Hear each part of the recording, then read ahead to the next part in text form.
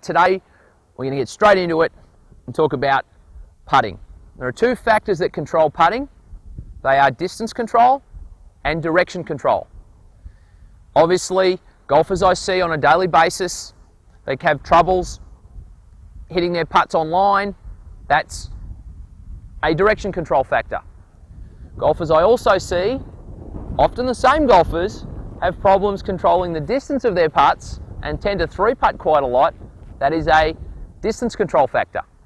We're going to go through these today and give you some actual drills that are practical and that you can use to help improve this area of your game and no doubt hole a lot more putts. So let's get into it first. Let's talk about direction control. Let's get that ball rolling on line for you guys straight away. The direction control has two sub-factors that we need to understand, and they are how to control the putter face. So is the putter face open? Is it square or is it closed? How to also then control the direction of force. Are we aiming straight, or are we aiming to the right, or are we aiming to the left? There's some other factors that link into that putter face control as well. So what I tend to see with golfers is a lot of it can be initiated by aim. So golfers tend to have their shoulders pointing a long ways to the left, or in turn pointing a long ways to the right. What they then need to do is manipulate the putter face to compensate for that. For example, if my shoulders are pointing to the left, I would in turn open up my putter face to try and get that ball, curve that ball back on line. So what we really need to look at is how to set up with correctly square shoulders and then match that and complement that with a square club face. So here's a drill that you can use to employ square shoulders when you're putting. I've got a 3-iron here, and this 3-iron is very, very useful for putting drills. Not too useful for golf anymore, as we're tending to go into more hybrid clubs. I've set my shoulders on plane here. You can see my shoulders are square. As I swing this 3-iron back by rocking my muscles in my upper back and then rocking them through, what you'll notice is my putter face simply matched my shoulder rocking motion. I had no need to compensate with my putter face. My hands didn't need to twist to get that ball back on line. So in turn, keeping my shoulders square, limiting the manipulation in my hands, rocking my muscles in my upper back should produce correctly controlled direction on putts. Now, for distance control, even if you can't get your direction spot on, if your distance is good, you'll most likely eliminate most of those three putts that have been hampering your game for so long. So what do I see amongst amateur golfers out there, my clients? What do I see them doing? I see them having no real formula for controlling distance. I see them basically working off a wing and a prayer by adding extra acceleration or adding less acceleration, if you like, to their putt to try and hit the ball further or shorter distances.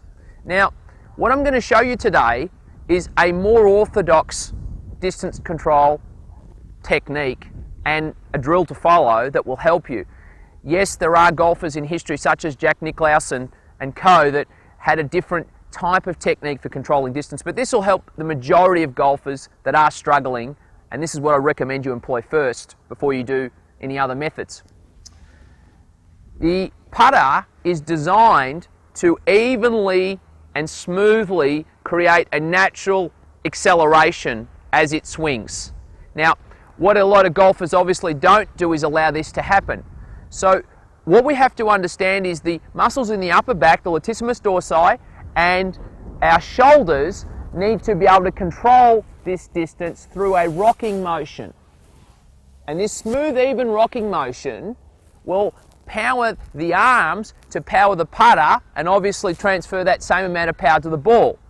Do we need to hit the ball the same distance in our swing back as we do through?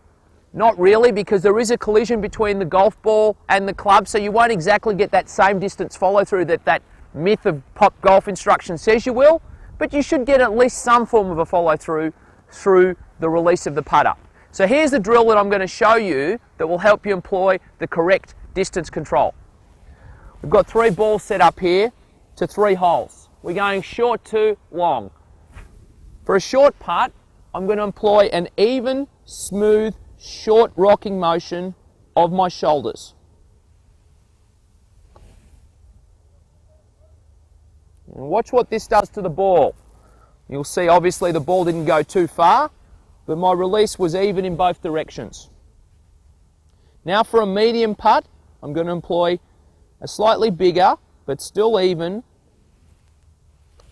rocking motion of my shoulders. Ball went a bit further. Now for close to maximal distance, I'm going to employ a lot bigger shoulder rocking motion back and through.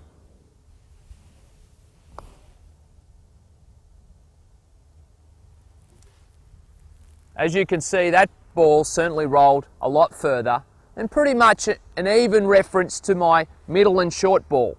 So if you can practice this drill and randomly mix it up, short, medium, long, long, medium, short, long, all a variety of combinations, it will help you randomly control your distance and improve that part of your game, reducing 3 putts and maybe even holding a few, combined with my directional advice earlier on. This will definitely improve your putting and use it as an asset for your game rather than a liability as it previously was. Good putting.